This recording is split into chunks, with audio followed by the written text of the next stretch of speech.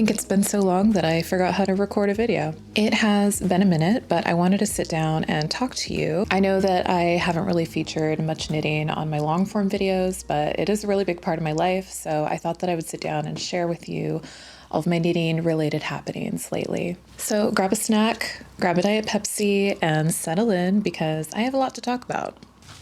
Okay, so I've had a really crazy month of traveling, and I also moved to a new apartment, but I've also managed to cast on way too many projects like a maniac with reckless abandon. I've also acquired a lot of yarn this month, more than I typically do, and I also have some design projects that I wanted to update you guys on. Okay, so we will start with what I'm wearing.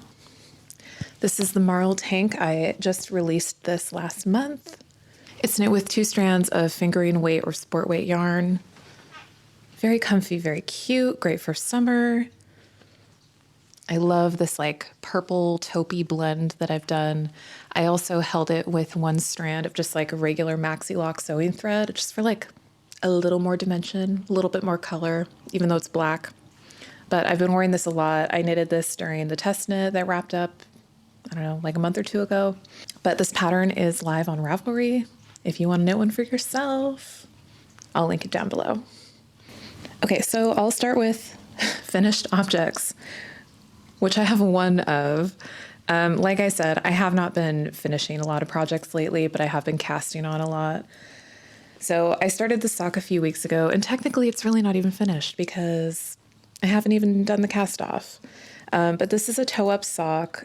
I guess it's technically the Unity sock from 52 weeks of socks, but I like to do toe up. So I just used the stitch chart and just kind of like freehanded the rest, how I normally knit my socks. But the trick with this is the chart, you have to have multiples of 10 stitches for it to work. So my choices were either 60 or 70. Typically I like a 64 stitch sock. So I went with 60 because the needles are slightly bigger than I typically use. And I really thought that that would just work out fine. You know, and it fit, the foot fit, the heel fit. But then once I knitted the leg, I could no longer get this on. So I think the mini cables really tighten up the gauge more than I was expecting. So if you can call this a finished object, we're done with that segment now. I'll move on to whips. Oh, look, another Unity sock. I did decide to start over.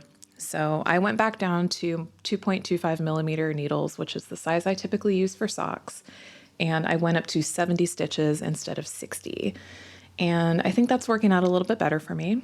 I also took this opportunity to redesign the toe a little bit. Normally, I kind of like to do a stockinette toe.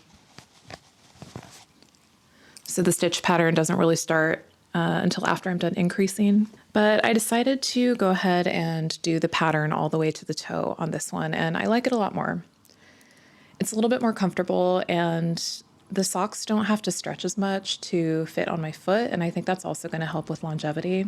And I'm just using Drops Fabel for these. So it's my first time working with this yarn, and no complaints so far, except for a couple of times where I would get these like ends poking out, which almost looks like someone ripped the yarn right there, but that would just be like sticking out of the yarn in like the middle of my piece. So that made me a little bit worried for the durability, but I've only gotten that once or twice. And if I really wanted to, I can just cut the yarn and rejoin it. So not a huge deal. Does anyone else restart socks a lot? Like, I enjoy knitting them, but I will knit the same sock 2 or 3 times before I'm really happy with the fit. And I kind of feel like Goldilocks because it can't be too tight. Like, I have to get it on my stupid big foot. But if it's loose, I can't have a loose sock either. So yeah. Goldie socks? No? Okay. Moving on. My other whip is this cardigan summer top type thing that I've been working on. I was really hoping to get it finished in time for a trip to LA that I went on earlier this month. That did not happen, sadly, but that's okay. It is basically an open knit V-neck cardigan that is worked from one side to the other. So you start casting on one sleeve at the cuff, you work the sleeve, then you work the body, and then once you work the body, you start working the second sleeve, and then you cast off at the other cuff. I really like the simplicity of that. The stitch pattern is really fun with these drop stitches. It does require some finishing, like you have to sew up the side seams, and I'm going to add 2 or 3 ties in the front as well to close it. And the vibe I was going for with this was just like kind of a cover-up, like a bathing suit cover-up, but it's a lot shorter. You could still wear it as a cover-up, I guess. But yeah, I thought it'd be like really fun to go out in, wear to the beach. We're on a really hot day. However, as I was working this, I ran out of yarn, and there were also some details that I wasn't super happy about. So I decided it would be best to just hit pause on that and come back to it so that I can frog it and then fix those problems, armed with the knowledge of having already done it once. But yeah, I really like the kind of wide sleeve fit. I think once I block this, it's really going to bloom and be gorgeous. Right now, the drop stitches kind of just scrunch up because it's stockinette. It is also just a little bit too big. So when I frog it, I'm going to make it a little bit smaller. And I think I'll be able to squeak by with my yarn that way too. Okay, I have another whip that I'm really excited about. I need to go grab it. I'll be right back. Okay, this baby I have been dreaming of for months. This is my latest sweater design. It is a crew neck, DK weight with this interesting diamond pattern. Oh my God, I'm in love. I have been workshopping this one for a while. I did a lot of swatching to figure out the right weight of yarn, the technique. When I first had this idea, I was just using one color, and you can kind of see the formation of diamonds, but these dip stitches are pulling up on the yarn and kind of scrunching it up in a way that I don't like. It's also a lot squishier and thicker. Then I had the idea to use 2 colors, and things got a little bit more exciting. I figured out a way to do it where the stockinette fabric isn't really compromised at all, so it still has a nice drape, it's not too thick, it's a bit cleaner on the back, and it works well in the round. I mean, I swatched a lot, so figuring out the stitch pattern was one thing, but then how to increase or decrease was a whole other thing. So I started on my sample and I'm done with the bottom half of the body. I also have done one sleeve and I'm working on the second one. I took a break from it because I was just so busy, but once I pick it back up, it's gonna fly off my needles. It's kind of addictive to knit, and I just can't wait to write up this pattern. I plan on putting a tester call out for this in the next month or 2, so if you want to participate in that, keep an eye out. I usually announce it on Instagram first. I have had some questions about the durability of this stitch design, and in my experience, it's held up pretty well to just normal everyday wear. I probably wouldn't go hiking with this or like pick up my cat in it necessarily, but my cats are really big. And I think it helps that I didn't use superwash yarn. I just used regular wool. The fibers kind of grip to each other a little bit better and the diamonds stay in place more. I pre-blocked this piece just to test my gauge. I haven't had any snags or issues, and I think over time they'll just get more and more unified. I'm not too worried. Overall, it has held up pretty well. Okay, I don't think I have any more whips, so I'm gonna take this off because I'm getting a little warm. It's really heating up here in Washington now. Okay, I think it's time to take a look at some yarn. So I ended up with a lot of new yarn this month. It was kind of by accident, and for some reason, most of it is brown, but my friend's mom is moving a couple of states away, and she's a really talented knitter and left me with an entire box of yarn, which is really fun. I got almost 3 sweaters worth of fisherman's wool in this brown. Color 126, Nature's Brown. This yarn is a classic, so I think it'd be really cool to knit some kind of Guernsey style sweater to really honor that. I have enough that I could knit a set of some kind, but this is a pretty rustic yarn, so I don't really know if it'd be suitable for pants or a dress or something. But if you have any ideas, let me know. So either way, this is going to be great. I could make a really cool coat with it, maybe. Yeah, I have literally so much of this stuff. There is even a partially finished sweater, a nearly finished sweater, that I'm probably going to frog as well. So I also got some sock yarn. I can always use more of that. I really enjoy knitting socks, but I almost never wear them. I don't know why. Got this random cone of purple. It's a really pretty color. I think it's just wool. I don't know. It's not labeled. So I'll have to do some burn tests to figure out what everything is. Okay, I have another interesting yarn here. Once again, unlabeled. It may be wool or alpaca. It feels kind of silky though, too. But it's this really like nubbly, 2-ply, kind of bulky yarn. It's in a really pretty kind of off-white color. And it's thick and thin, not necessarily slubby, but it almost looks kind of like rope. Like what I'd expect some tassels to be made of, you know, the ones that like hold back your curtains. I also have enough of this for a sweater or a coat.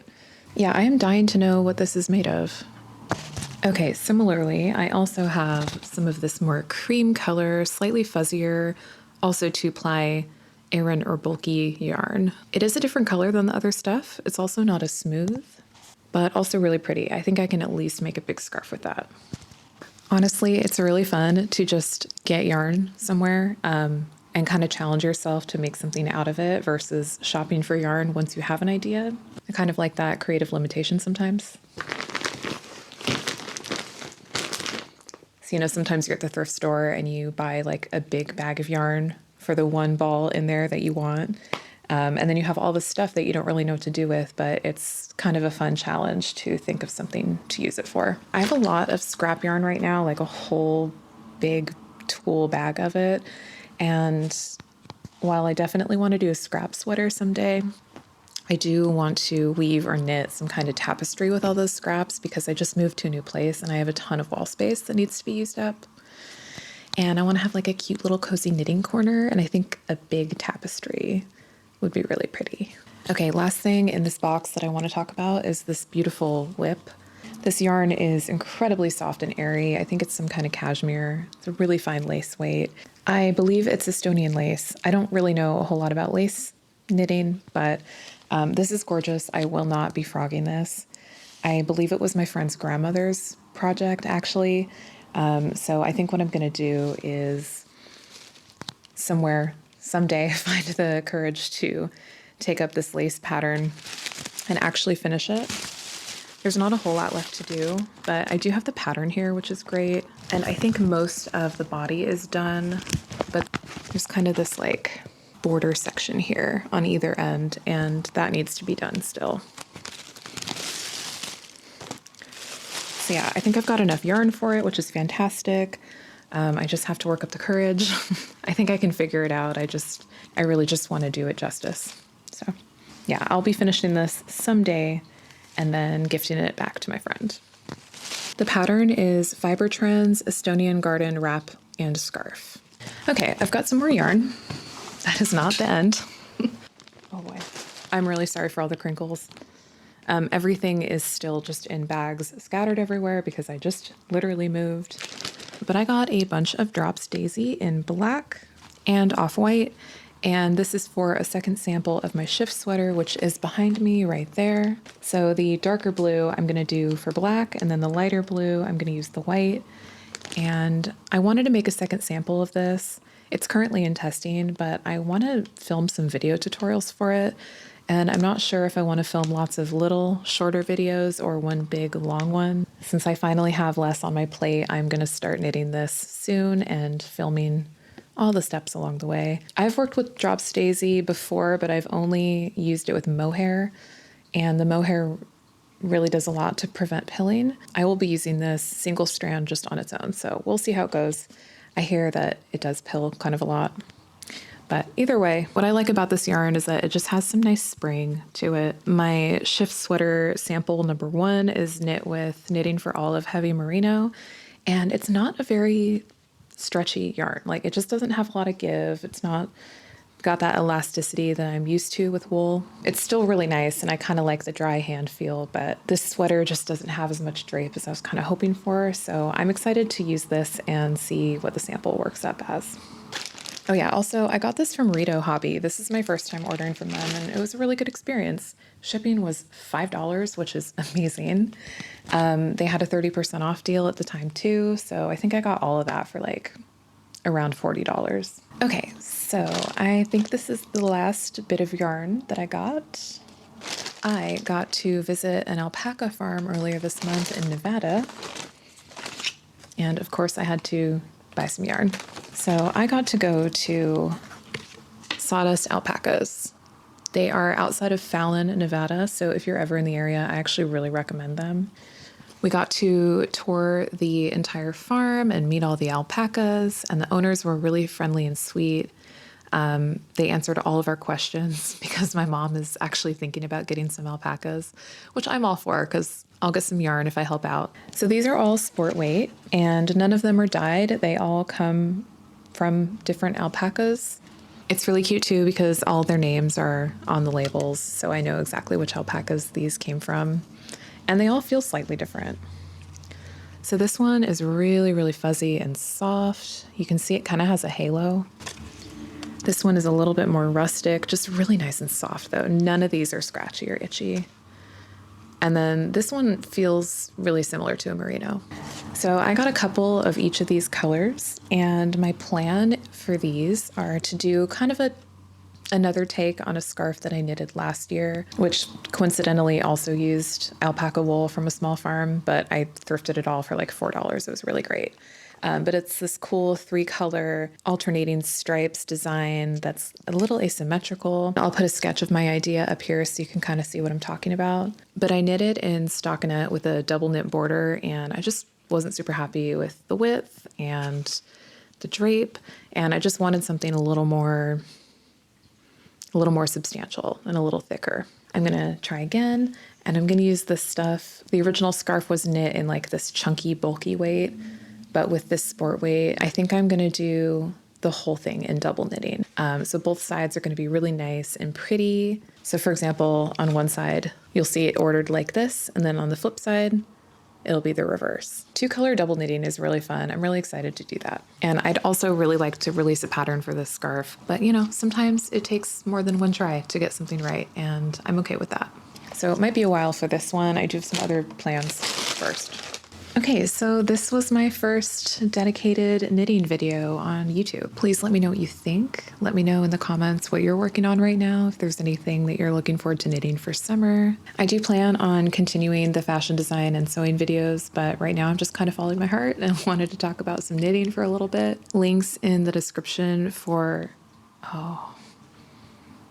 And my camera died. Okay, really quick outro.